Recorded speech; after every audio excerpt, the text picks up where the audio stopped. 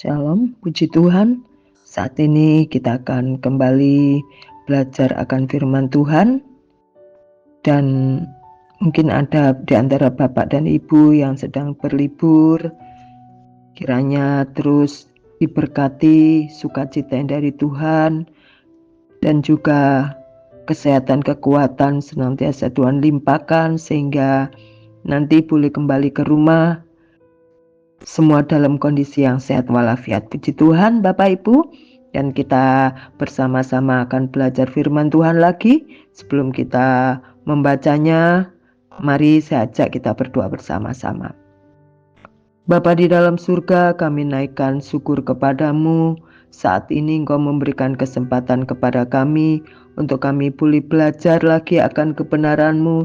Kiranya hidup kami senantiasa diisi oleh kebenaran Tuhan, dan hidup kami senantiasa dipenuhi oleh kebenaran Tuhan, hingga pada saatnya nanti kami boleh bertumbuh dalam pengenalan akan firman-Mu, berakar lebih dalam lagi, dan berbuah mengeluarkan buah-buah bagi kemuliaan nama Tuhan. Terima kasih Tuhan, berikan hikmat kepada kami, dan kami percaya tanpa hikmat Tuhan kami tidak bisa apa-apa Tuhan. Itulah sebabnya kami membutuhkan pertolongan dan pimpinan dari Tuhan.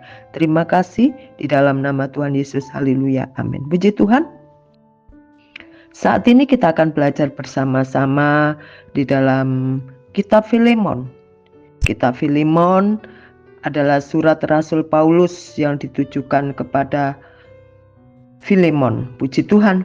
Puji Tuhan Bapak Ibu Saudara sekalian. Surat Filemon ini ditulis oleh Rasul Paulus secara pribadi. Maksudnya bukan ditujukan kepada jemaat, tidak ya. Tetapi Rasul Paulus secara pribadi menuliskan surat ini kepada Filemon, dan dalam kondisi yang tetap dalam perjalanan mengabarkan Injilnya Rasul Paulus. Puji Tuhan. Dan saat ini saya akan memberikan tema, yaitu perubahan hidup oleh Injil atau transformasi hidup oleh Injil. Puji Tuhan Bapak Ibu Saudara yang dikasihi oleh Tuhan. Saya akan membacakan dari ayat 1 sampai yang ketiga, karena surat Filemon ini hanya satu pasal saja. Dari Paulus, orang hukuman karena Kristus Yesus, dan dari Timotius saudara kita, kepada Filemon yang kekasih, teman sekerja kami, dan kepada Apfia saudara perempuan kita, dan kepada Arkipus teman seperjuangan kita, dan kepada jemaat di rumahmu. Kasih karunia dan damai sejahtera dari Allah Bapa kita dan dari Tuhan Yesus Kristus menyertai kamu. Puji Tuhan. Puji Tuhan. Surat Rasul Paulus ini diberikan kepada Filemon karena Filemon ini mempunyai seorang budak atau mempunyai seorang yang bekerja, pembantu bekerja terhadap Filemon, yaitu bernama Onesimus. Nah, Onesimus ini telah melakukan suatu kesalahan terhadap Filemon, sehingga Filemon mengusir Onesimus ini, ya, agar tidak bisa lagi Filemon menerima keberadaan Onesimus, ya. Kesalahannya yang begitu membuat Filemon kecewa. Bapak Ibu Saudara sekalian dikasihi oleh Tuhan, kita akan membaca di dalam ayat yang ke-10 mengatakan begini, 9 saja.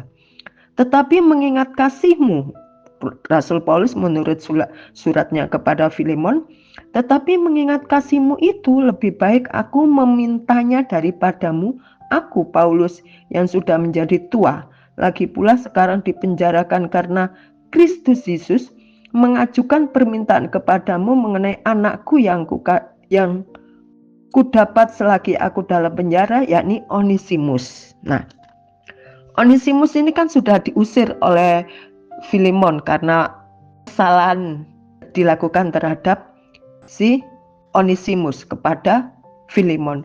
Tetapi Rasul Paulus begitu hatinya yang penuh kasih, ya, supaya karena Onesimus ini juga pernah membantu pelayanan Rasul Paulus, sehingga Rasul Paulus memberikan surat secara pribadi kepada Filemon agar Filemon ini memberikan kesempatan kepada Onesimus untuk membantu pekerjaan, ya. Karena di sini dikatakan ayat 13, sebenarnya aku mau menahan dia di sini, menahan Onesimus maksudnya, sebagai gantimu untuk melayani aku selama aku dipenjarakan karena Injil. Tetapi tanpa persetujuanmu aku tidak mau berbuat sesuatu supaya yang baik itu jangan engkau lakukan seolah-olah dengan paksa, melainkan dengan sukacita. Rasul Paulus memohon kepada Filemon, apa yang menjadi tanggungan Onesimus, apa yang telah dilakukan Onesimus itu, Rasul Paulus akan menggantikannya. Tetapi Filemon hendaknya kembali menerima Onesimus ini. Bapak Ibu Saudara yang dikasihi oleh Tuhan, kita belajar bagaimana Rasul Paulus ini begitu peduli keberadaan Onesimus ini. Ya. Onesimus akhirnya menjadi berguna dalam pelayanan. Nah, yang membuat Onesimus berubah adalah Injil yang dia dengar dari Rasul Paulus. Injil mempunyai kuasa untuk mengubah hidup seseorang. Amin Bapak Ibu.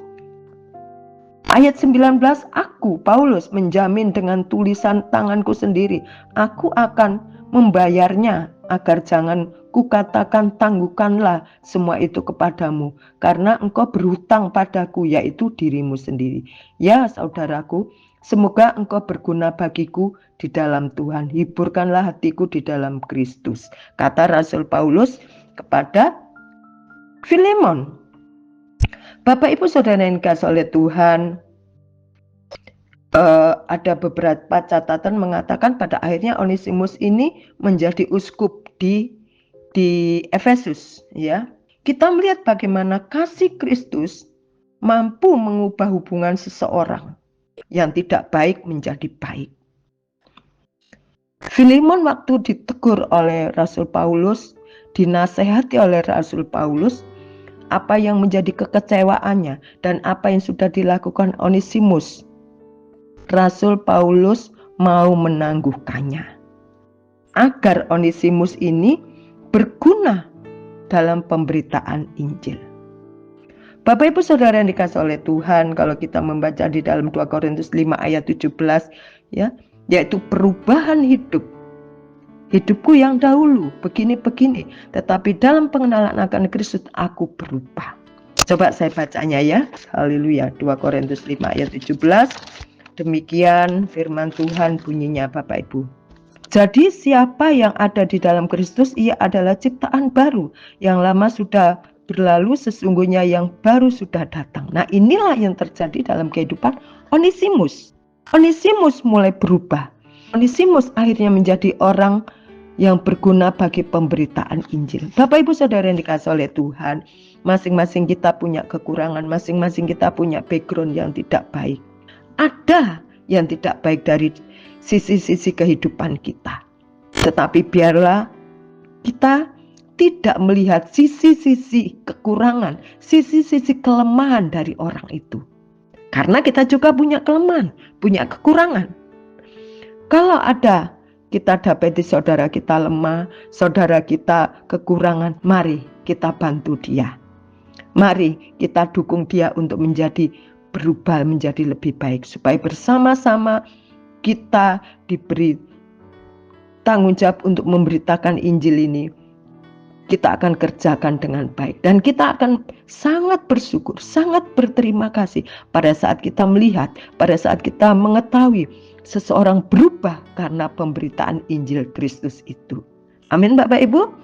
Puji Tuhan, biarlah gereja Tuhan, rumah Tuhan dipenuhi oleh jiwa-jiwa yang haus akan kebenaran firman Tuhan. Puji Tuhan Bapak Ibu Saudara sekalian dikasihi oleh Tuhan. Mari bersama-sama tentunya kita dukung pekerjaan Tuhan, baik di gereja kita, dimanapun kita berada, kita mewartakan Injil Kristus. Biarlah Kristus saja yang kita muliakan, Kristus yang menjadi utama dalam hidup kita. Puji Tuhan.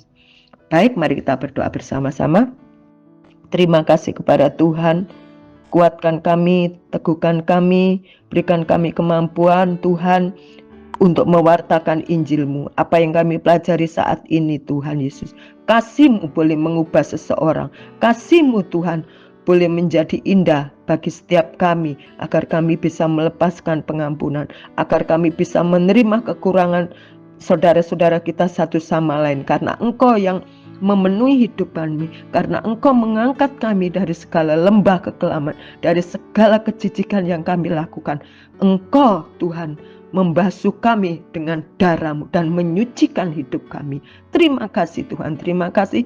Jadikan kami pemberita Injil, jadikan kami dengan apa yang bisa kami lakukan bagi kebesaran nama-Mu. Terima kasih di dalam nama Tuhan Yesus, haleluya, amin. Puji Tuhan, selamat beraktivitas.